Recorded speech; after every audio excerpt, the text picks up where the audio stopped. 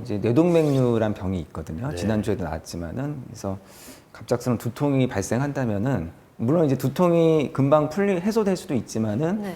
심한 두통이 발생했다면은 좀 의심을 해봐야 되겠습니다. 근데 아까 지금 오빠가 벼락두통? 네, 벼락두통. 그게 전문 용어인가요? 네, 의학 교과서에도 네. 이제 뇌동맥류 통증을 표현할 때 네. 극심한 두통 이런 걸 표현할 때 벼락 맞은 듯이 벼락 두통이라고도 표현을 하고요. 그럼 두통 왔다고 다 뇌졸중은 아닐 텐데 그럼 벼락두통은 뭐 정확하게 어떤 특징이 있나요? 벼락 두통이라고 하려면 네. 본인이 일단 표현 자체가 네.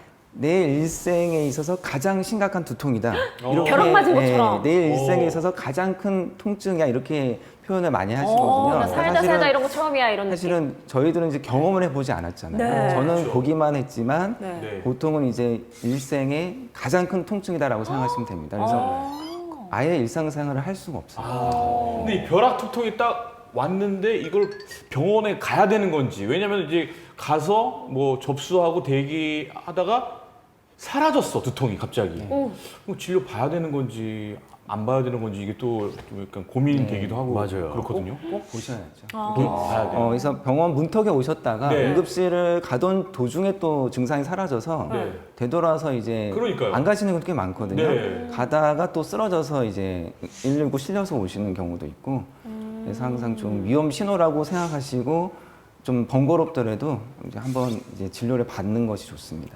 대표적인 전조 증상 중에 하나거든요. 그러니까 힘 빠지거나 네. 말이 어눌함 이게 대표적인 증상입니다. 그래서 주변 분들이 그런 위험한 증상이 나타나면은 네. 빨리 가능한 한 119를 부르거나 병원으로 모시고 가야 되겠습니다. 아니 영상처럼 누구랑 통화를 한다거나 가족과 함께 있으면은 내 말투가 좀 어눌해지는 거를 느낄 수 있는데 만약에 혼자 지내면은 그걸 느낄 수 없을 것 같은데요. 맞아요. 그래서 네. 좀 혼자 계신 분들이 좀 이런 상황에 닥쳤을 때 대처가 늦어서 조금 안타까운 경우가 있죠. 아니 근데 요즘 혼자 사시는 어르신들도 진짜 많으시잖아요. 근데 이게 어르신들만 많이 겪는 증상인지 아니면 젊은 사람들도 좀 증상이 나올 수 있나요?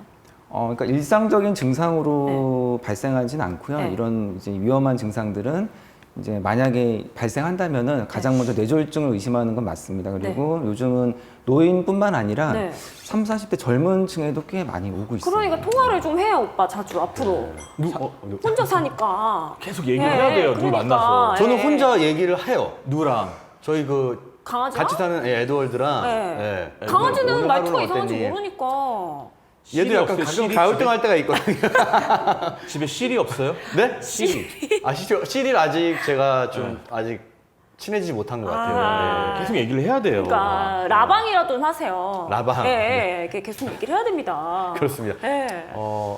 참 당황스럽네요. 걱정이에요, 정말 우리 토니 오빠가. 예. 근데 이렇게 언어 장애가 발생했다. 그럴 때도 일단 병원으로 바로 가야겠네요. 일단 응급실로 가시면 됩니다. 응급실로 가야 돼요? 그렇죠. 응급실로 빨리 가시는 게 좋고 어머. 만약 환자분이 거동이 가능하시고 하다면은 네. 이제 외래가 더 빠른 경우도 있거든요. 네. 외래가 더 빠르면 얼른 진료를 빨리 볼 수 있는 곳으로 가시는 게 좋습니다. 의사 선생님들은 말투만 봐도 아시니까요, 그렇죠? 그리고 뇌졸중도 골든 타임이 있잖아요. 혹시 네. 이게 언어 장애가 생겼어요. 그럼 이제 병원을 가야 되는데 이 언어 장애가 생겼을 때에도 골든 타임이 있나요? 그 전조 증상이 일시적으로 왔다가 풀리는 경우도 있거든요. 네. 그러니까 혈관이 막히진 않은 상태죠. 네. 그러면 다행이지만 실제로 막힌 경우, 네. 근데 실제로 막히면 이제 뇌경색 뇌졸중이 실제로 온 건데 그러면은 보통 4.5시간 내에는 막힌 걸 뚫어줘야 뇌 손상이 이제 최소화를 시킬 수가 있어요. 그러면 병원까지 가는 시간부터 수술을 하는 시간, 그 뚫는 시간까지 합쳐서 지금 그쵸. 4.5시간인 거잖아요. 그 치료가 방법이 여러 가지가 있거든요. 네. 그래서 4.5시간은 정맥 주사로 네. 일회성으로 약을 투여를 할 수가 있거든요. 네. 그거 자체가 적응증이 왜냐하면 주사를 드리는 거는 신속하게 빠른 시간에 드릴 수가 있거든요. 그래서 그런 그 혈전 용해제의 정맥내 치료가 골든타임이 4.5시간이고 그래서 무조건 저는요 네. 이런 경우가 생기면 119를 불러야 돼요. 보통 보면은 전화해서 뭐 누나 통해서 뭐 차로 해가지고 할게요. 뭐 이게 택시 부를게요 이게 아니라 무조건 119를 불러야 된다고 맞습니다. 하더라고요. 그러면 응급처치 방법 같은 것도 있어요? 119 부르면? 우리가 가정에서 주변 분이 만약에 뇌졸중 의심 증상이 나타난다면은 일단 안전한 장소에 눕히셔야 돼요. 아, 누워야 돼요? 네, 왜냐면 서 있거나 이러다가 갑자기 쓰러질 수가 있거든요. 그러면서 또 머리를 다치거나 어디다 팔다리가 또 골절을 입을 수 있고 네. 2차 손상이 있을 수 있기 때문에 혹은 또 발작을 일으킬 수도 있어요. 그래서 안전한 장소로 눕히는 게 일단 첫 번째고요. 네. 의식이 떨어지면서 이제 구토하실 수도 있어요. 네. 구토를 하시면은 기도가 막혀서 또 기도 막힌 걸로 뇌 손상이 올 수도 있거든요. 네. 그래서 토사물이 만약에 막고 있다면은 그 부분을 좀 기도를 확보하기 위한 좀 노력을 좀 하셔야 됩니다. 근데 옆으로- 누우라고 하셨는데 누워서 옆으로 눕히셔서 옆으로. 고개를 돌려서 이제 조심스럽게 좀 토사물을 좀 빼내는.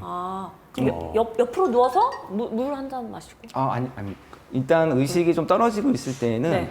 뭐 약이나 다른 걸 드리기에는 좀 위험할 수 있어요. 물도 안 돼요? 기도내로 이제 약이라든지 물이 또 흘러 들어가면은 폐렴을 일으키거나 또 기도를 또 막을 수가 있거든요. 무서워라. 예. 그럼 일단 옆으로 누워서 119로 기다려라. 기도 아하. 안전한 장소로 눕히시고 예. 기도 확보를 한다. 이게 가장 중요한 점이라고 생각하시면 되겠습니다. 네. 뇌졸중 중에서는 좀 편마비가 좀 흔하게 오는 편이죠. 근데 이제 영상분은 이제 팔은 괜찮고 다리 쪽만 증상이 오셨거든요. 네. 팔다리 중에서 한 부위만 올 수도 있습니다.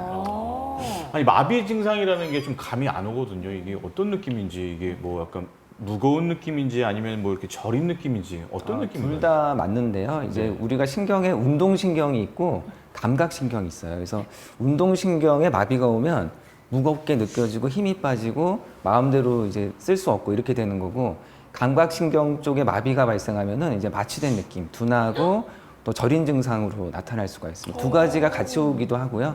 둘 중에 한 가지만 오기도 합니다.